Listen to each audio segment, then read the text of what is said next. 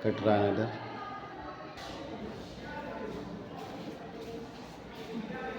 क्या देख रहे थे हम लोग?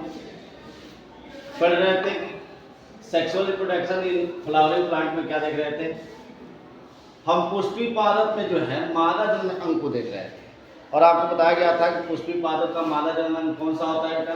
तो आपको बताया गया था कि जैसे ये पुष्प का भाग है, ये ओवरी है, ये क्या है? वर्तिका है, और ये क्या है? वर्तिका। जब ये तीनों मिलते हैं तो इससे स्त्रीकेसर या अंडक का क्या होता है? निर्माण होता है, और यही स्त्रीकेसर या अंडक क्या कहलाता है? मादा जनन अंग कहलाता है। अब क्योंकि सबसे पहले इसमें जो है स्त्रीकेसर या अंडक जो है कितने प्रकार के होते हैं, तो आपको बताया गया था कि ये 2 प्रकार के होते हैं। एक होता है एकांडपी और दूसरा क्या होता है? बहुएकांडपी। एकांडपी किसे कहा जाता है? यानी जिस पुष्प के अंदर एक ही वर्तिका और एक ही अंडाशय क्या होता है? पाया जाता है, उसको हम क्या कहते हैं? एकांडपी। अब बहु एकांडपी किसे कहा जाता है? जिसमें 2 या 2 से अधिक क्या हो? वर्तिका हो, वर्तिकाग्र हो, और 2 या 2 से अधिक अंडक पाए जा रहे हो, वो क्या कहलाता है? बहु एकांडपी। अब चूंकि बहु एकांडपी भी 2 प्रकार का होता है। एक होता है, एक को कहा जाता है युक्तांडपी और एक को क्या कहा जाता है? व्युत्कांडपी। युक्त एकांडपी का मतलब क्या है? जिसमें सारे यानी वर्तिकाग्र और वर्तिका भले 2 या 2 से अधिक हों, लेकिन उसका अंडक क्या हो? एक में जुड़ा हो। जैसे देख रहे हो ना, इसमें वर्तिकाग्र और वर्तिका अलग अलग है, लेकिन इसका सारा अंडक क्या हुआ है? एक साथ जुड़ा हुआ है। तो ऐसे जो होते हैं उसको क्या कहते हैं? युक्तांडपी कहते हैं। और इसमें देखते हो व्युत्कांडपी में इसमें वर्तिकाग्र और वर्तिका सब अलग अलग है, और अंडक भी क्या है? ये देखो अंडक अलग है, ये अलग है, ये अलग है। तो जिसमें अंडक और वर्तिकाग्र और वर्तिका ये अलग अलग सब हो, वह क्या कहलाता है? व्युत्कांडपी। ठीक है ना? अब हमें समझना क्या था, हमें थोड़ा सा इसमें फास्ट आते हुए मुझे बताना है। सबसे पहले पढ़ना है ओवरी। ये आप देख रहे हो कि ये क्या होता है? ये पुष्प का ओवरी है। ये गोला वाला भाग क्या है? पुष्प का ओवरी है। इसी ओवरी के अंदर जो पुष्प का ओवरी होता है, इस ओवरी के अंदर कुछ गोल छोटे छोटे विशेष प्रकार की संरचना पाई जाती है, जिसको हम क्या कहते हैं? बीजांड कहते हैं। क्या कहते हैं? बीजांड कहते हैं। और इस बीजांड यानी बीजांड किसे कहते हैं? बताया गया कि पुष्प का जो अंडाशय होता है, उस अंडाशय के अंदर कुछ गोलाकार छोटी छोटी संरचनाएं पाई जाती हैं, जिसको हम क्या कहते हैं? सीधे से बीजांड कहते हैं। अब हम एक बीजांड की संरचना देखेंगे। तो जब बीजांड की संरचना आती है तो आप देख रहे हो कि बीजांड की संरचना कुछ इस प्रकार से आपको दिखाई दे रही है। दिखाई दे रही है ना? ये क्या है? ये है वर्तिका। क्या है? वर्तिका है। और ये क्या है? वर्तिका है।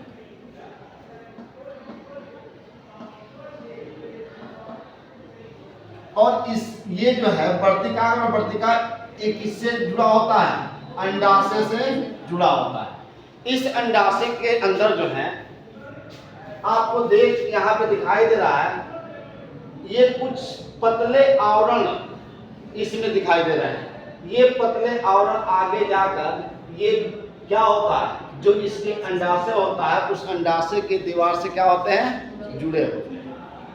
बताया गया जो ये आवरण होता है, ये जो बीजांड होता है, ये बीजांड 2 आवरण से मिलकर बना होता है। आप देख रहे हो कि यहाँ पर एक आवरण ये दिखाई दे रहा है और एक आवरण ये दिखाई दे रहा है। तो जब ये दोनों आवरण मिलते हैं, तो इन दोनों आवरणों को मिलाकर हम क्या कहते हैं? अध्यावरण कहते हैं। अब एक चीज देखो, ये जो आवरण जाकर और ये जो अंडाशय की दीवार पे जहां जाकर ये क्या हो रहा है? जुड़ रहा है, जहां पे चिपक रहा है, उस भाग को हम क्या बोलते हैं? अपरा बोलते हैं। क्या बोलते हैं? अपरा बोलते हैं। और ये अपरा जहां पर ये बीजांड आकर एक क्या होती है? डंडीनुमा संरचना जहां तक होती है। यहाँ पे देख रहे हो, यहाँ पे डंडीनुमा संरचना है। तो इस डंडीनुमा संरचना को हम क्या कहते हैं? बीजाणु वृंत कहते हैं। क्या कहते हैं? और फिर यही डंडीनुमा संरचना आगे जाकर बीजांड के दीवार से कहीं ना कहीं क्या होता है? जुड़ता है। दीवार से क्या होता है? जुड़ता है। जहां भी ये जुड़ता है उस भाग को क्या कहते हैं? नाभिका कहते हैं। क्या कहते हैं? नाभिका कहते हैं। इसके बाद से बताया गया ये पूरा ये जो होता है बीजांड की जो आप संरचना देख रहे हो, इसके बीच में एक खाली स्थान पाया जाता है। जहां पे ये खाली खुला हुआ स्थान दिखता है उसको हम क्या कहते हैं? बीजांड द्वार कहते हैं। और इस बीजांड द्वार के ठीक ऊपर एक गोला सा यहाँ पे भाग आपको दिखाई दे रहा है। इस गोल भाग को हम क्या कहते हैं? निभांग कहते हैं। और इसी जो खुला हुआ भाग है, इसके जो खाली स्थान है, इस खाली स्थान के अंदर छोटे छोटे कोशिकाओं का निर्माण होता है। और ये कोशिकाएं आपस में क्या करती हैं? जुड़ जुड़ कर उत्तक बनाती हैं, जिस उत्तक को हम क्या कहते हैं? बीजांड काय कहते हैं। तो इतना हमने इस चीज को आपको क्या कर दिया? कंप्लीट कर लिया। अब जो है सीधे हम आते हैं ये संरचना। संरचना में किसी को दिक्कत है? संरचना देख लिए और आपको ये भाग बता दिया गया कि अंडक कितने प्रकार के होते हैं? 3 प्रकार के होते हैं। ये हमने कंप्लीट किया।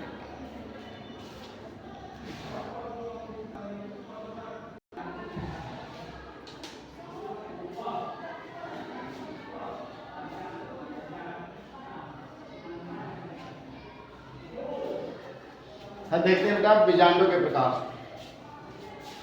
बीजांड जो है निम्न 3 प्रकार के होते हैं। बीजांड कितने प्रकार के होते हैं?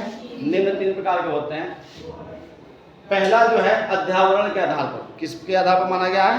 अध्यावरण के आधार पर। दूसरा बीजांडों के आधार पर। और तीसरा बीजांड द्वार के आधार पर। यानी बीजांडों को कितने भागों में बांटा गया? 3 भागों पर। एक तो अध्यावरण के आधार पर बांटा गया है, दूसरा जो है बीजांडों के आधार पर बांटा गया, और बीजांड द्वारों के आधार पर क्या किया गया है? बांटा गया। अब इनको भी जो अध्यावरण के आधार पे है, तो अध्यावरण के आधार पर ये निम्न 3 प्रकार के जाते हैं। अध्यावरण के आधार पर देखोगे तो ये 3 प्रकार के हो जाते हैं। पहला जो होता है, अब इसका भी 3 भाग हो जाता है। इसे कितना भाग हो जाता है? 3 भाग हो जाता है।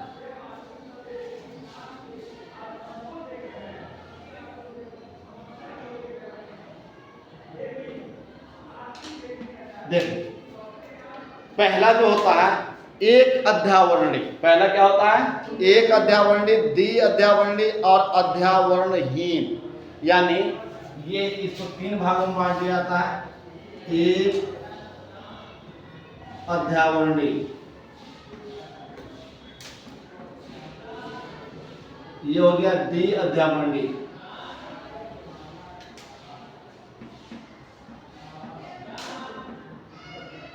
और तीसरा होता है अध्यावरणहीन। अध्यावरणहीन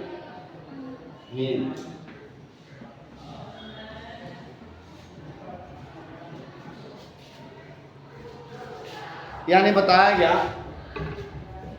कि बीजांड को निम्न 3 भागों में बांटा गया। पहला अध्यावरण के आधार पर बांटा गया, बीजांडों के आधार पर बांटा गया और बीजांड द्वार के आधार पर बांटा गया।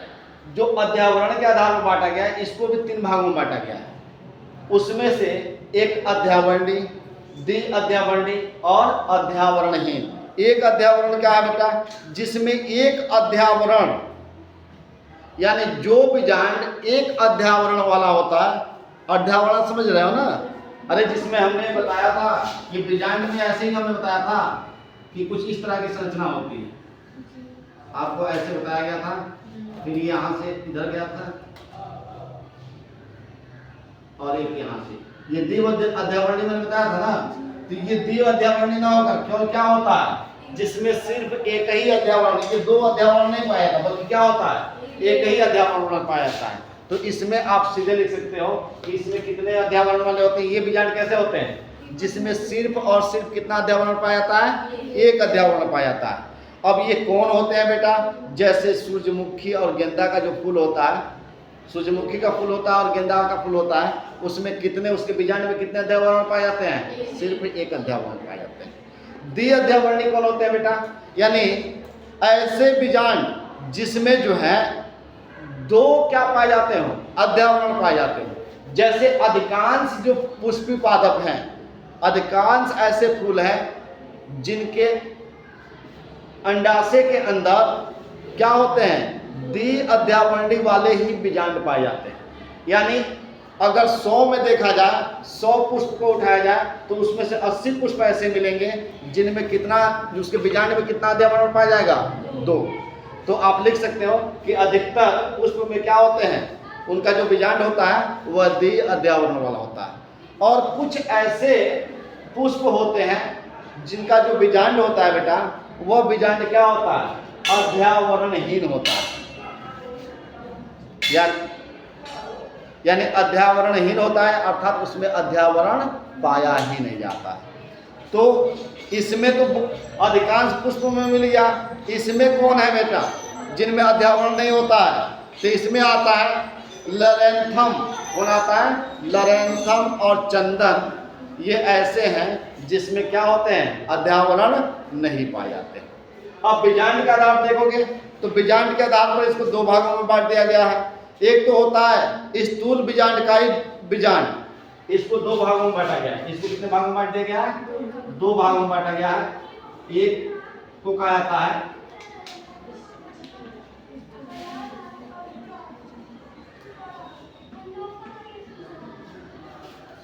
स्थूल बीजांडकाई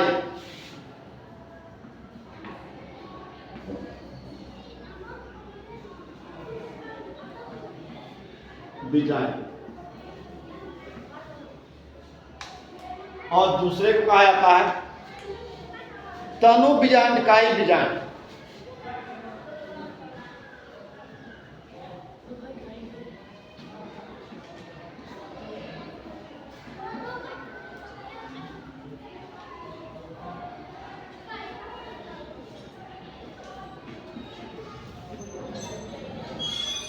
देखो बेटा, इसको समझ लेते हैं। स्थूल काई बीजांड क्या है,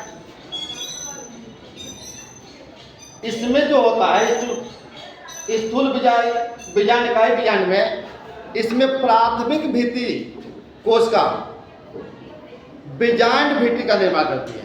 यानी जो इसका प्राथमिक भित्ति कोशिका होती है वह किसका निर्माण करती है, बीजांड भित्ति का निर्माण करती है, तथा बीजांडकाय अधिक विकसित होती है। और इसका बीजांडकाय कैसा होता है, अधिक विकसित पाया जाता है। क्या बताया गया कि इसमें जो प्राथमिक भित्ति कोशिकाएं होती हैं वह किसका निर्माण करती हैं, बीजांड भित्ति का निर्माण करती हैं। और इस बीजांडकाय का, यह बीजांडकाय क्या होता है, अत्यधिक विकसित होता है। और इसका उदाहरण क्या है, पॉलीगोनम। क्या उदाहरण है, पॉलीगोनम। तनु बीजांडकाई बीजांड क्या है बेटा, तो इसमें प्रप्रसु आरंभ बताया जा रहा है कि इसमें प्रप्रसु आरंभक गुरुत्वी बीजाणु जनक कोशिका के कार्य करती हैं। इसमें प्राथमिक कोशिका का निर्माण नहीं होता है। एक तरह से समझ आना कि इसमें प्राथमिक कोशिका का निर्माण, इसमें प्राथमिक कोशिका का क्या होता है, निर्माण होता है। और वही कोशिका भित्ति का क्या करता है, वही जो प्राथमिक कोशिका है या प्राथमिक कोशिका भित्ति का जो निर्माण होता है वही बीजांड भित्तियों का निर्माण करता है। इसमें उसका निर्माण ही नहीं होता है। और ये बीजांडकाय कम विकसित होते हैं। ये बीजांडकाय क्या होते हैं, ज्यादा विकसित होते हैं, और ये बीजांडकाय क्या होते हैं, कम विकसित होते हैं। इसका उदाहरण आप देखोगे तो रुबिएसी कुल के सदस्य आते हैं। किसके आते हैं, रुबिएसी कुल के सदस्य आते हैं। अब तीसरा जो है मेन जो हम लोग को पढ़ना है बीजांड द्वार के आधार पर, तो कल मैं इसको बताता हूँ। बीजांड ये थोड़ा सा लंबा है, ये प्रोसेस पूरा जो है डायग्राम के माध्यम से पढ़ना है, तो कल इसको बताते हैं।